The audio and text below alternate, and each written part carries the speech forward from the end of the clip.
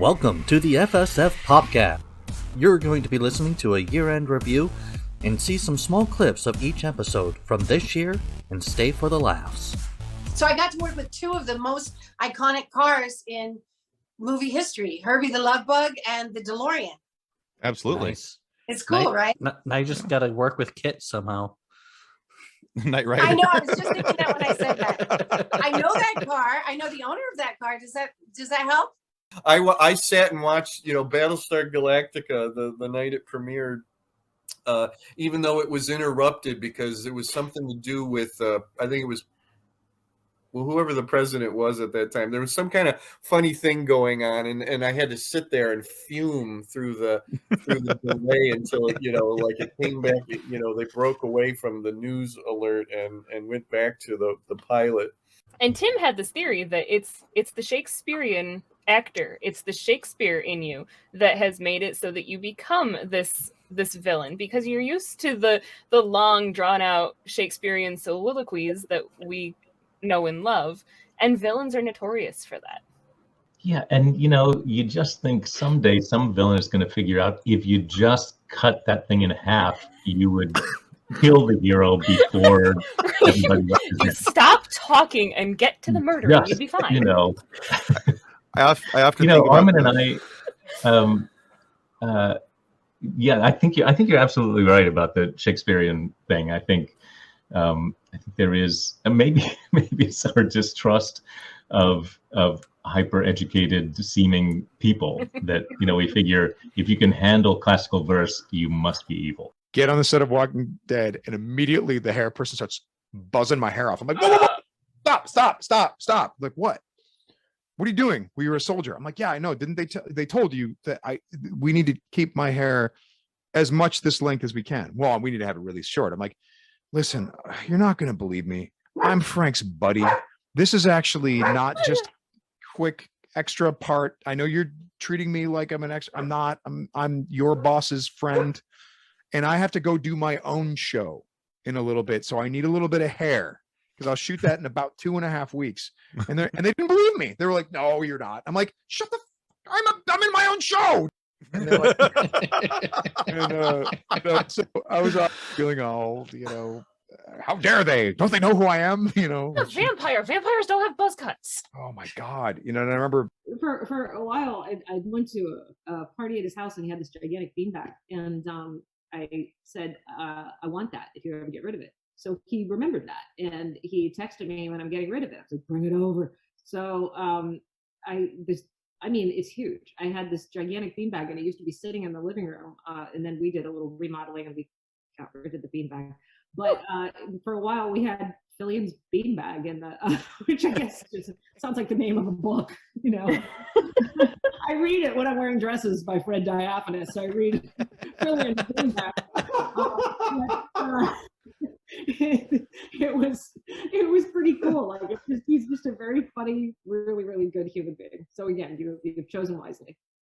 What is the silliest thing the silliest thing that people say to you that you've gotten used to hearing because of being a tall man? Well, I mean, how tall are you? I mean, that's the one thing. But the thing that happens quite often is when I'm in the grocery store. So Bingo. I'll walk down the aisle, and even recently, I'll walk down the aisle in the grocery store, just mind my own business, and then someone will look at me. And honestly, and maybe this is my conceitedness. I'm thinking that they recognize me for whatever something. So I'm like, okay, hey, this is the first time it's ever happened. That's cool. And so they'll look at me, and I'll kind of look at them, and they'll look at me, and I'll look at them, and then I'm thinking that they're going to say, "Aren't you Carrie Jones?" But they go, "Can you get that from the top shelf and pull that down?" I'm like, oh, Every time. Sure. That happens all the time. Time. So I guess that is a question, right? So I guess that qualifies. That is the most question I'm asked very often. Can you get that off the top shelf? All the time. Now, I understand that you broke your foot sometime before the start of season 5. And I was wondering really how that impacted the filming of season 5, because there was a lot of pretty intense action scenes, especially early on in the season. So how did that impact filming and impact things for you? So, I mean, what's so funny is the broken foot was the least of my problems in it definitely didn't help, but it was not like it wasn't the main thing that made season 5 difficult. But I understand that you may have had a little bit of an issue with Dave Filoni over your choice of teams when you first met him. So how did that go? This is something that I overlooked, which is kind of funny, but I didn't look into the let's say sports allegiances of the producers, including Dave, and I didn't realize how big of a Penguins fan he is. Mhm. And anyone knows they share in the state another hockey team. And the hat that I was wearing was actually a Philadelphia Flyers hat, which is hilarious because it's not like I even have a real affinity for the Flyers. My aunt and uncle live out in Philly, and they had like gotten me this hat, so I was just wearing it on the off chance. And it was funny because Dave, we brought that up later, but I made it up to him because once we started filming the first season, I got myself a Pittsburgh Penguins t-shirt and I would wear it with my Philadelphia Flyers hat to recording sessions, which really he didn't enjoy too much, but he appreciated that I had something on that were the Pens. When I first came to the States, I was I would say about I think I was about 7 years old maybe. And TV was it. And basically, that's how I learned to speak English, was watching my favorite of all time so far, Star Trek, original series. When you think about it, it's kind of interesting to think of Star Trek as like a 1960s and 70s Rosetta Stone. Yeah. You learned English from William Shatner. See, and I can't speak like him. Exactly. But so can everybody else. But you learned how to be expressive with your English that way. That's a nice way of saying. Meanwhile, I'm like super soaking myself with moisturizer in a bottle. It's supposed to look like ranch. And God knows what was in that smoothie. I have no idea. No clue. All I knew is it got really weird and crusty after it dried, and it was really That but does not sound appealing at all. It was not. But luckily, it wasn't like actual smoothie. Like, if you look at it, is it a chocolate smoothie or is it a strawberry smoothie? No one knows. All it is really gross. But the ranch was in fact moisturizer. Which I was like, oh nice little moisturization in the middle of my workday. But we did that shot in one take. When you see my back's turned and my hand comes up like this and goes around. That was all one take, and I was shaking like a freaking leaf. Like, it was because I was like, I don't want to go and get reset. I don't want to have to go wash my hair and wash my face and get new clothes and stuff. We're going to do this once. Right. And it was exhilarating. Like, there were a few moments in season 2 that were also the same kind of thing where I was like, I love my job. Yeah. For Claudine on Monster High, I don't, her voice is kind of, she talks like that. And the first time I took my son to New York, we were on the subway, and he's really little and he's tugging at me. He's like, Mama. He's like, Claudine is sitting right over there. And I was like, what are you talking about? I was like, I don't see a poster, And he said, no, she's sitting right there. Listen. And this girl's like, oh, let's not. I have so much fun. Let me tell you, my mother. And I was like, no, I'm going out. I want your food, but I am going out. And I would just burst out laughing. I was like, oh my gosh. Oh, now is when I'm going to tell you that, like, I stole her voice. I stole her voice, and all of the other people that have that accent. Like, I grew up with these people. I'm like, you're right. That is a Claudine Wolf right there, that voice. Yeah. So that's where I think it all comes from for me, the voices and stuff like that. And I also, when I was in the fitting for my role in WandaVision, they originally had put like a helmet piece on my head. the wardrobing department, and then they took it off because they said that I looked a lot like Wonder Woman, like old school Wonder Woman, the original Oh, like the one. banding Not across the like, forehead. Okay, sure. Mm-hmm. yeah, I had like a cap like this on, and it was like red and blue, and there was like a gold star, like America, basically, like Captain America, but like Oh a yeah, female that would version. definitely They're tie like, into Wonder Woman. So yeah. We were out on the sand, and it was right after the Gus's first meeting with the soldiers, and everyone said, and the horses started to just go insane and rearing up, and all the soldiers, now they were dressed comfortably, had boots and everything, and they were like, they were gone. I myself standing alone with these masters because I couldn't move. I mean, I had headgear with a trail that was about 15 feet long. Oh, great! I'm gonna die on day one of this set. Trampled to death by Clydesdales. Well, the heat doesn't kill you, the horses will. The horses will. Jeez. How much sand? How much sand did you get in your outfit during filming? It wasn't just the outfit that got the sand.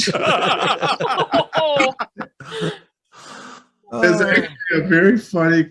I'd just come off the set, dusty, hot, and I was talking about, man, there's just a lot of sand. And I took my shoe off and just this.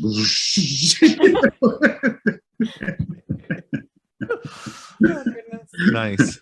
Where you drew your inspiration for the expression of Pong Krell, the character of Pong Krell? I ain't gonna lie, James Earl Jones. I just felt like this could have been his cousin, or could have been the cousin of Darth Vader. I felt he had that kind of presence, but was moving around a lot more. He didn't have quite the stature of Darth Vader, but he was from the same school. That actually makes a whole lot of sense. You just saw Pong Krell in a whole other light, didn't you? Oh, completely. That's again, light bulb.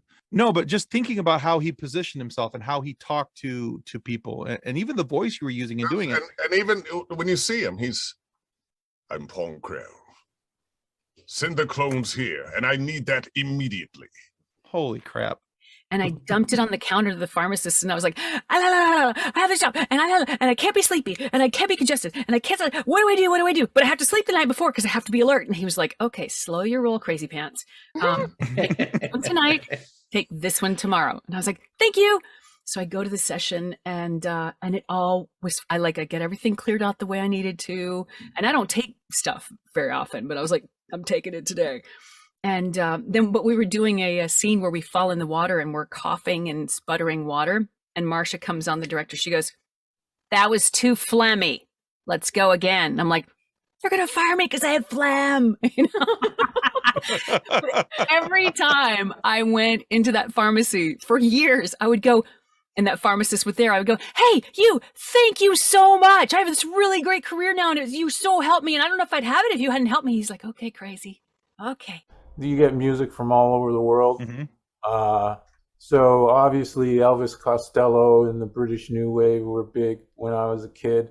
But I was a big Springsteen fan, still am. Nice. So that's what I was listening to back in the day. All right.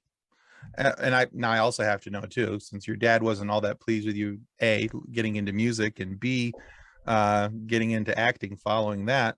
What was your dad's hopes? Where did he hope that his son was going to end up? Oh, a PhD in something. PhD in something. Doctor Hero on something. Is he okay with that? You play a lot of doctors now? Does that? Well, now that I'm somewhat of a success, they're very proud. Now they brag, whenever I'm on TV.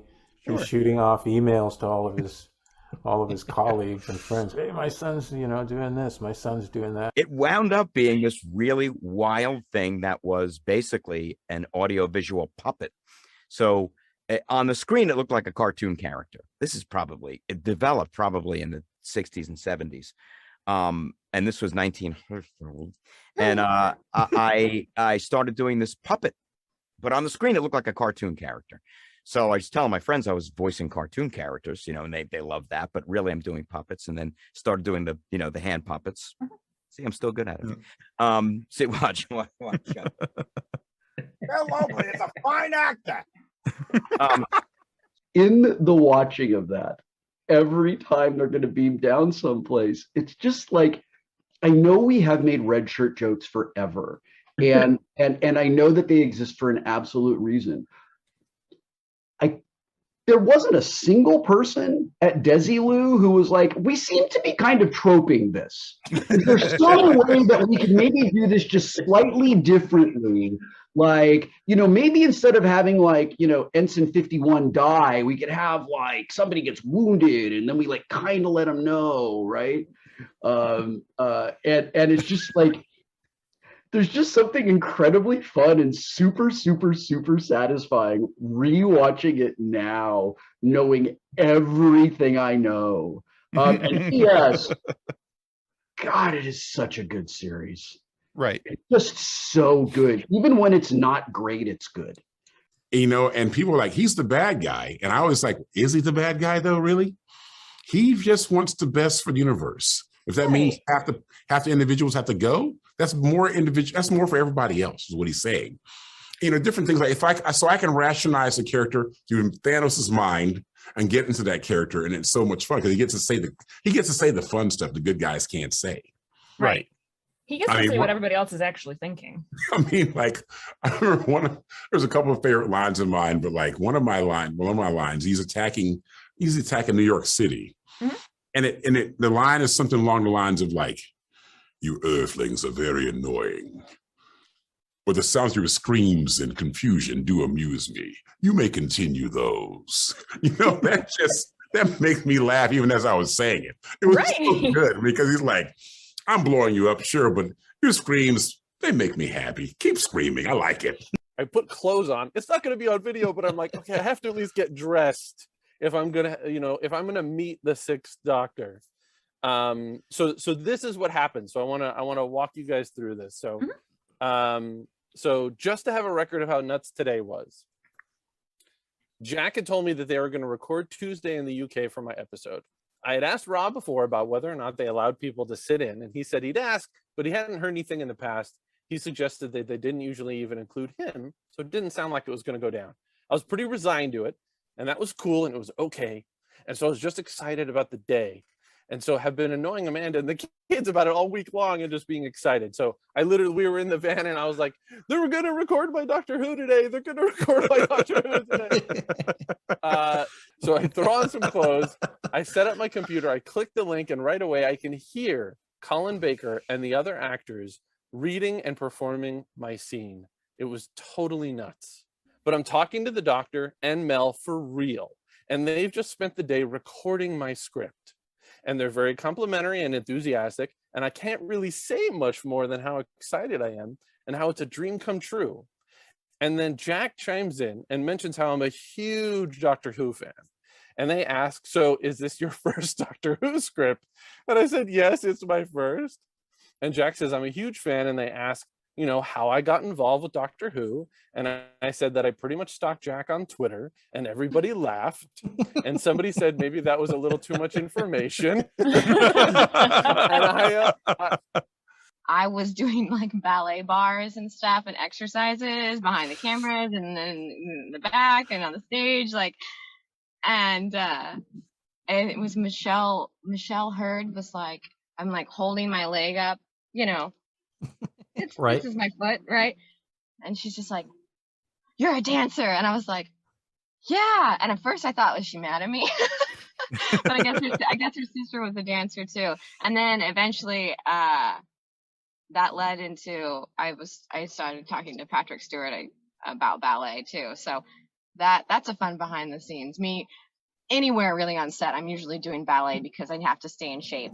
So there's all these photos that people have taken of me just doing things and yeah. We hung out with David Hayter, who got was one of the many people that wrote in the first couple movies. He got the screenwriting credit for the first 2 X-Men movies. And he said, oh yeah, don't even think about comic books. He said the director never picked up a comic book. We just watched your show over and over and over. Awesome. So that was their starting point for the movies. And that was cool to hear from him. It was the missing Tegu that piqued my interest the most. Yeah, since that version of the bio was written, the Tegu was found. Not in one place. The Tegu had gotten out, and it was still a juvenile. And in the neighborhood in which we lived, this Tegu, which for those of you who don't know what a Tegu is, it is a large, and they grow to be very large lizards. Okay, so they're almost like monitor lizards, but they're super jowly up front. And it had gotten out, and we could not catch it again because the lizard bites. Like, I don't know how my wife got talked into buying this thing for my son, but this Tegu bit frequently. So, like, feeding him was a chore and managing him was a chore, and he got out. And not only did he get out, but in the neighborhood in which we lived, there were like 2 drainage pipes. They didn't go to the sewer. They were just for runs. He would live between these 2 stupid pipes.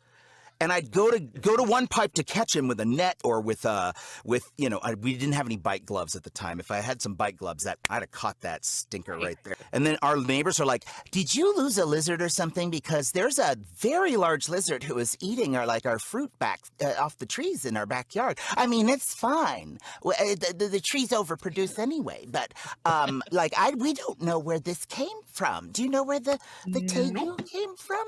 They didn't call it a Tegu, but do you know where that big lizard came from? Is that yours? And I'm like, it's my lizard. I don't want it, but I have to own it. Anyway, long story endless. This is kind of funny. So I have to give, trigger warning here. The Tegu, I'm about to talk about what became of the Tegu. If you have sensitive listeners, this would be a good time to fast forward. Maybe I'll try to keep it brief. Maybe fast forward a good 20 seconds or something. The funny thing was that the neighbor had pulled in with their car when we weren't home, and that's when the car met the Tegu, And so I promise, if you just fast forwarded to this moment, I'm almost done. Fast forward maybe another 10 seconds. So when we got home from a weekend trip or something, the neighbor comes up and says, we've been keeping the remains of this Tegu for you. We're so sorry we hid it. We're so sorry. She brings out a Ziploc bag and there's a frozen... There is a frozen lizard in the bag. No. I'm not kidding you. You can't write this. Being fans of Stargate, you would know that the planets are like PX3, 941, and P37, 428, or whatever. And when I looked through the script, I missed this page. I somehow missed the page where I had this chunk of dialogue where I would just talk and just do a walk and talk and tell him what these things were. And it was only just before the scene started where I got my sides that I was like, wait a minute, what is this? And they said, well, that's your dialogue. I was like, oh my God. So I had to learn it, right? So then I thought, well, okay, this is just such techno jargon. I'm not going to learn the planets. what I'm going to do is I'm just going to fake the planet. I'm just going to make the planets up. I'll do all the rest of my dialogue, but I'll make the rest of it up. And of course, Richard Dean's that's talking to me. He's not even paying attention. He's like, whatever, right? And we do the walk and talk to find out where we end up, where we land, and see how long that takes. And we're blocking it and shooting it, blocking it and rehearsing it. And we do it a bunch of times. And each time I just come up with these planet names that, don't exist. And just before we shoot, the script supervisor comes up to me and she goes, Gary, are you aware that that each time we've rehearsed, you've set a different, you put in different numbers for the planets? And I go, oh yeah, no, I know. I go, yeah. Kind of She goes, well, yeah, but you have to say the correct names. And I go, I do? Why? And she goes, because we go there. World, the official cookbook on your website definitely grabbed my attention. Tell me about your cookbook. What sets it apart from others that I probably already have on my shelf? Well, I'll tell you, I didn't expect that project to come my way. I was surprised when an editor at that publisher, Inside Editions, approached me about my interest in contributing to this book. I did not write the recipes. I did not write anything about the preparation of the recipe. I just wrote everything else. So all about the dinosaurs and all about the history of the cloning and Jurassic Park and Jurassic World. And it's all written in universe. So the idea is that if you were visiting Jurassic World, the actual resort where they have the dinosaur shows like they show in the first Jurassic World movie, this is something that you might buy in one of their gift shops. So it's all written from that perspective before the eating and the carnage and the killing starts, obviously. There is just a constant supply of new or remade Star Wars, Star Trek, sci-fi content. So what is your go-to these days for your sci-fi fix? That's a really interesting question. First of all, yeah, I mean, it's so different from when I was growing up, when you had basically 3 networks and that was it. You know, if they canceled Star Trek, or I was actually outside with a picket sign outside NBC picketing for a 3rd season of Star Trek. So we would get that 3rd season, you know, with my little sign and, you know, so forth. And back in the day in 1968, I guess, or 67. But, and now, of course, you know, you not only do you have, you know, all these networks, you've got, you know, 500 plus scripted comedy and drama series, not including YouTube, not including all these outliers, you know, and so the main challenge is finding the good stuff, quote unquote, and not having enough time to watch everything, you know, obviously. And so, I mean, I'm watching Strange New Worlds. I was watching Raised by Wolves, but that got too peculiar. And I liked Station 11, you know, but again, you're never going to be able to watch all of it, and so you have to sort of pick and choose. Right, but with Apocalypse and Charles Xavier, you said it's fun talking to yourself. Do they have you run those lines back to back, or? Yeah, some they do. And if I will do it for pace, generally the first time through. And then if it's working, we'll do it again. And if it's not, I'll just do the Xavier lines, and then I'll go back up and pick up the Apocalypse lines. But I like to do the scene first with myself, just for pacing, because each character and each I have to call them human beings. They're souls, and they have heartbeats. They have their own way of speaking, right? On their own musicality. And so Apocalypse has his own there's Apocalypse, yeah, you know, and then Xavier, Charles Xavier, Logan, yes, where is we have so many great outtakes. But he has his own thing. So it's fun to play off that. Also, it's kind of neat to be up there and everybody else is sitting down twiddling their thumbs waiting for you to shut up and finish your scene. I guess it's all me, everyone. Yes. But how cool you get paid to talk to yourself. Yeah, I mean, So what were some of your favorite behind the scene moments in the Ewok movie? Well, I mean, besides the fact that everybody got poison ivy, which wasn't very comfortable. So that was like, yeah, almost everybody was getting, got it good. I didn't get it, but almost literally everybody got it. That the forest moon of Endor has a lot of poison ivy, so we had to be careful doing that. Yeah, so there was another question from the Star Trek group that I would like to know the answer to as well. So Ken Buckler asks, would you be open to a Hemmer origin story? Yes, sir. Thank you, Ken. Yes. Do you have any theories on what that might look like, or some of the pieces we might find out? Oh, it's a 12 movie deal. And no, what does it look like? Yeah, I'm curious about that. I mean, there's so little, of the detail of what his life was before the series that it just feels like a wide open book. I could write it. I mean, the question of how old he is, even does he have a family? What does the Enar family look like? We know that there's only 1,000 of them left.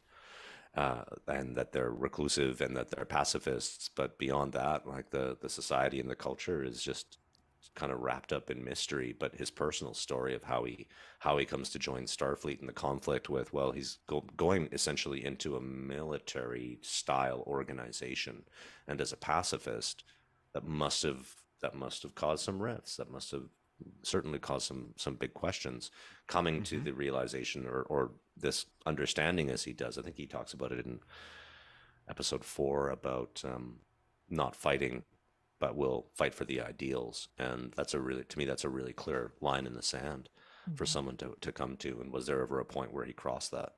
Yeah, that'd be great. The prequel of the prequel. That's it. Is my prequel. The intensity of the acting moment is not chosen by us. It's already done by someone else.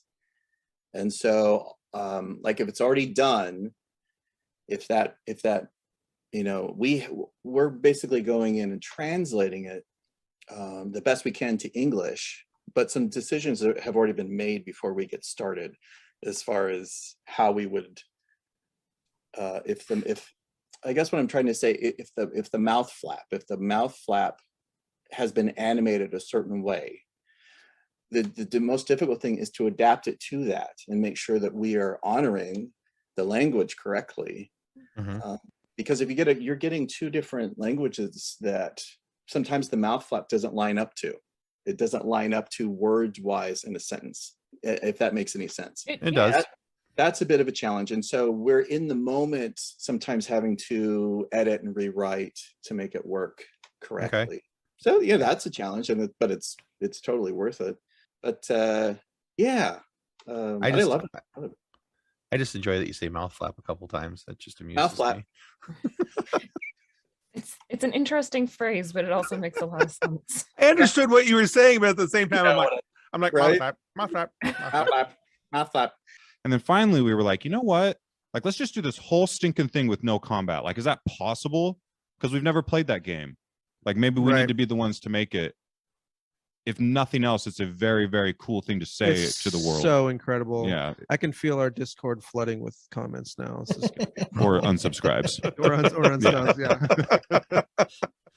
It's kind of nice having an action figure for a character that is masked, because then you don't ever have to get into the weird thing of like, does my face really look like that? Right. It's weird. Well, yeah, especially with Funko, the way they kind of distort the face, the big eyes, and yeah. Yeah. I'm trying to remember. Wasn't Amara in more episodes than Charlie? I don't know, but Rowena's been in.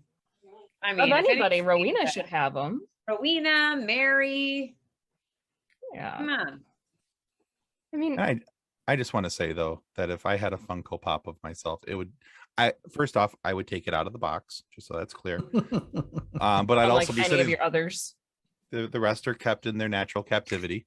But I would sit there and just be like, bink, bink, bink. Yeah. Yeah. I cannot even imagine having an action figure of myself. That would be that is so cool. Like really cool. It's like so weird. But like you said, is it a dream come true? I didn't know this was possible. Like, yeah. How do you dream for something this bizarre? Yeah, it's not, it's just weird. It's crazy. What is Mr. Satan's favorite food? A, sushi, B, mac and cheese, or C, steak? Man, I have no idea. But just knowing Mr. Satan, out of those, I would have to say steak. That is correct. Right? There you go. Mean, I don't think those others would be his favorite. I mean, he's a meat and potatoes kind of guy. I can really see him as the sushi lover. Yeah, I don't. Yeah, no. I mean, the mac and cheese would just be funny.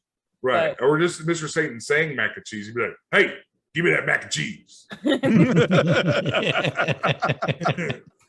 Hey, you give me a little second helping to that mac and cheese. Nice. Now I kind of want him to have mac and cheese. Right. Mac and cheese. It's what builds muscle. If he's going to do an ad campaign, I don't know. I mean, Kraft, you tell me. Yeah, Kraft, if you're listening, right. Time to make that Kraft mac and cheese. Pour milk in it, and it makes your bones strong. Oh yeah.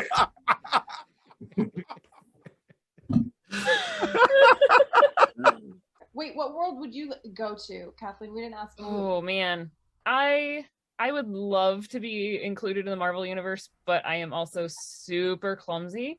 And like I feel like I would be a terrible superhero. That's perfect. But I also am a huge fan of Doctor Who, and I think that time travel would be way fun. Also, traveling around in a box with a British madman doesn't sound like a bad idea.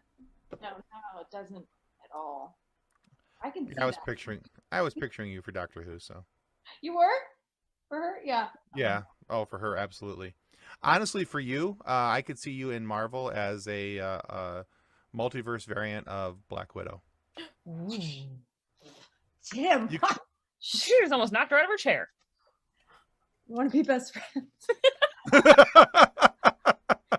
He's your new hype man. Yeah, that's like, that's cool. I will take that. That's awesome. Yeah. That's a good one. Honestly, if you ever cosplayed it, you'd rock Mhm. you'd rock it solidly. So Oh, shit. All right, doing that. Thank you. I'm gonna write that She's down. like, that one I am writing down. she's like, I'm drawing a heart and I'm drawing Black Widow inside of it, arrow through it with mom on the arrow. There we go. I don't think many people think about the fact that you can't sit down. Yeah, never. You can't sit down. In order, like C-3PO here, his and any droid here, the shorts go into the legs. So you're fused basically from the waist down to your knees that you can't bend anywhere here. So, I don't want you to take this like I'm complaining. No, okay? no. I'm in Star Wars. I can't complain. Okay, I'm just describing You're for you. C-3PO there. I'm just describing for you the context of the costume. Royal flush. That is correct. 4 for 4. To go. So yes, we will send you a copy of this fantastic. Our custodians of the cosmos. I love it. I love it. You already told me that you love cheese, and there is a lot of cheese in this book. Cheese, love it. Like space cheese. They're called Lactarians. It's a cheese-based religion. Okay. I'll be sure to look up that chapter and think of you. There you go. Like, because you have taco on your cheese on your taco. Yes. So there's a correlation there. I would love that anytime somebody has cheese that they think of me. Because Okay. I know that at least for those who are not lactose intolerant, that will be a happy thought. Exactly. There could be We much are happy. worse reasons for somebody to think of you. So There's a couple of movies that I've tried to play with for my kids, and I'm like, I don't remember it this way. Like I remember even was it Big Trouble in Little China with Kurt Russell? Yeah. Mm-hmm. I put that on. I was like, you guys are gonna love this. It was fun. I love this. It's all this different. And within 5 minutes of it, there was so many curse words. I was like, turn it off. I was like, hold on, time out. I was like, right. I don't know how I missed that, but yeah, I don't remember that. But yeah, but I that was my origin of just my whole intro into that.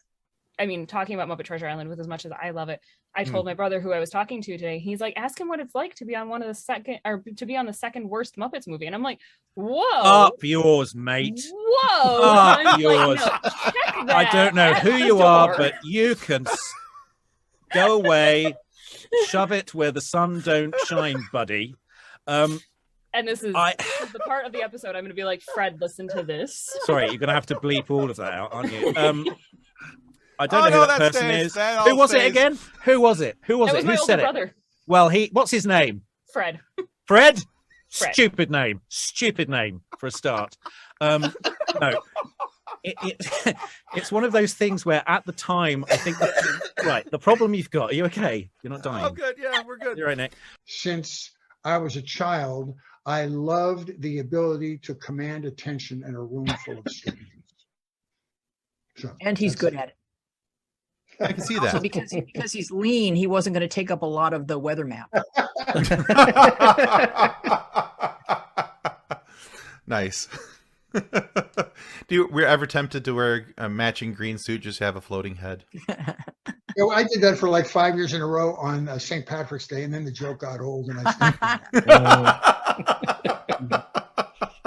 Make sound do whatever I want it to do, and just like get into the weeds of like the weird stuff, and like I don't know, I love it so much, and I kind of realized that it's like something I always want to be a part of my life. So I just any free time I have, you'll see me with like headphones on at 1 a.m.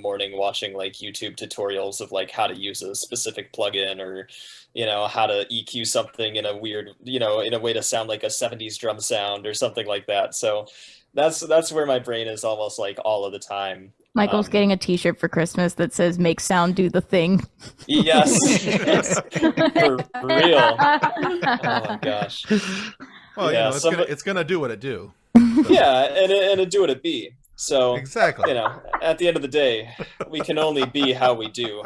You know, really. As Deep, man, I think it was Kant that said, No, you know, when no. you be how you do. No, he did not. No. It's Kierkegaard, really, who is the. Oh my God. But no, at the end of the day, I'm just a music nerd, like through and through. I love it.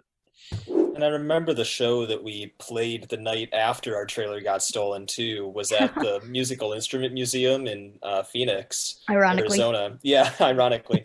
But you know, they had a bunch of equipment for us. I was like, you know, my drum set got stolen. They were like, we have a drum kit here you can use, and we were kind of like, you know what?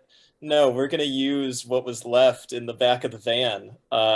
And all I had was a snare drum, so I think I put that around my neck. I might have had a kick drum or something. We used with me, like a too. strap case to like hook it around your neck.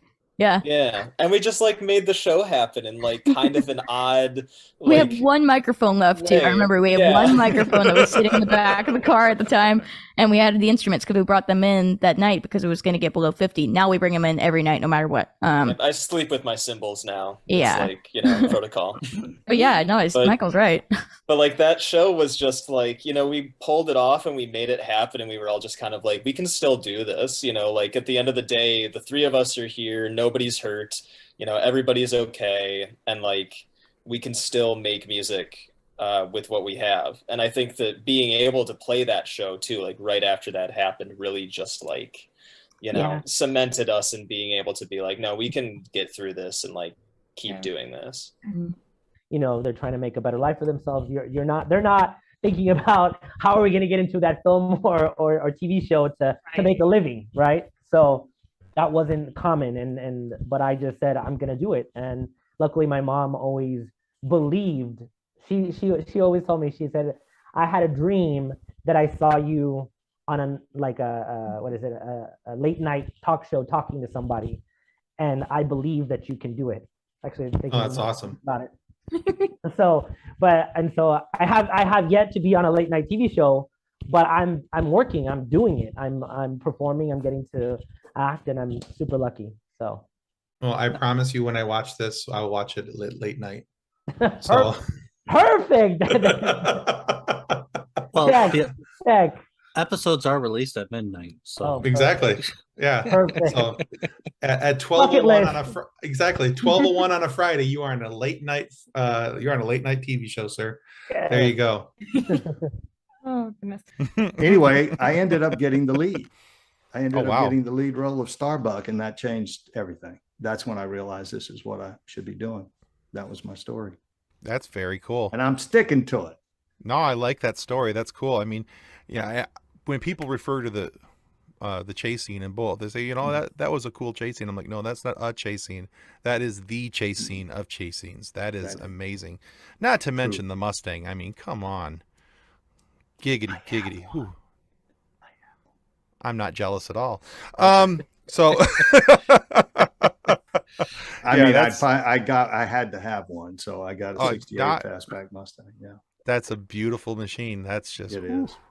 Yeah, there's an episode. It's one of my favorite TV shows is Blue Bloods, and Yeah. in one of the episodes they do a right. you know, a McQueen, you know, bullet Yep. episode, Bullet and they episode. have that car. You know, I'm just whew. Yeah, that's nice. Yeah, that's a nice there's replica. dreams. Yeah, That show very much knew how to pull at the heartstrings. Like at the very first episode, I'm thinking, "Oh, cool! We're gonna see it's the Jedi Temple. We're gonna see young Obi-Wan. Oh no, that is not young Obi-Wan. Oh no, that is not where we wanted this episode to go. Really, Sam's sole purpose in life, it has become clear, really is to terrify me. That's it, pure and simple. Under the guise of making a television program. I did notice that in season 1 of Men in Kilts. Yes. Oh, and season 2, the gloves are off. He doesn't even pretend anymore. Oh man. Yeah. It's just it's an ordeal, really. I wouldn't go as far as to say it's like Naked and Afraid, but it's not far off in terms of its sort of bowel loosening terror that he unleashes. Kilted and terrified. I like it. I like it. Kilted and terrified. Very Has a good. ring to it. It does. Your bio on IMDb mentions your strange list of day jobs, Yes. including trailer park attendant, historical marcher, trolley bus tour guide. The one that piqued my interest was porpoise show announcer. Yes. With the what, why, Yes. and how. And it's a typo. I was actually the porpoise that would announce the show. That's even better. Thank you. No. That was when I was living in St. Augustine. It's a tourist town and a tourist area. So I worked a lot of different tourist jobs. And Marineland, Florida is located near St. Augustine.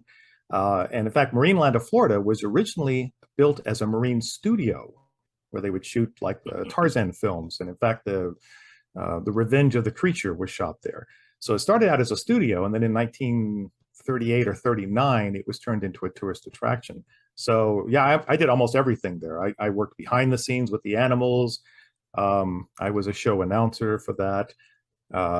It was actually one of the best times of my life. I really enjoyed working with the animals and explaining them to the. All right, excellent. Well, Bo, considering the fact that you have been an MMA fighter, I'm going to get that right one of these times. Many times when professional wrestlers or MMA fighters come out, there's a song that's their entrance song. So this is a two-part question.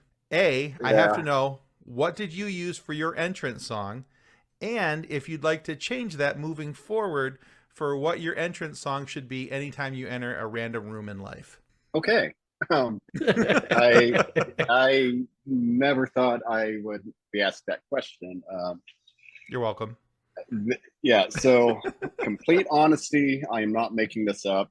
The last song I walked out to before I fought somebody in a cage was Under the Sea, the Little Mermaid theme song.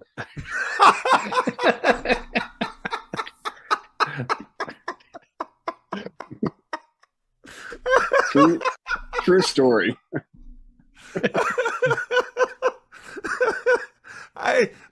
But I'm guessing that had to throw the other guy off his game. Because I would have been like, what in the actual hell is going on? Well, and but yeah, Rent was actually my high school put the band on stage like they do for the Broadway show. Oh, sweet. So that was the first time I sang like 4 feet away from a rock band, and I was like, I'm doing that. Yeah. Like that was like a turn. And I was like, that's different than musical theater. That's cool. Like I want to do that. So, and of course I got to ball my ass off on in the show, which is like why I love to sing. So like Maureen's part is so much fun.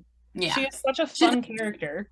She's the best. And I did not want to be Mimi because they had her actually doing all the flips and twists on the poles and shit on the top. I'm like, I will die. Like when I was Maureen and I had to do the take me or leave me stuff from table to table, the director, and like literally, this is not even funny. We had to put 2 folding chairs in between the tables so I could get from table to table, and I still was like, I'm gonna fall. Like I couldn't handle it. I'm very afraid of heights. Like I'm very uncoordinated.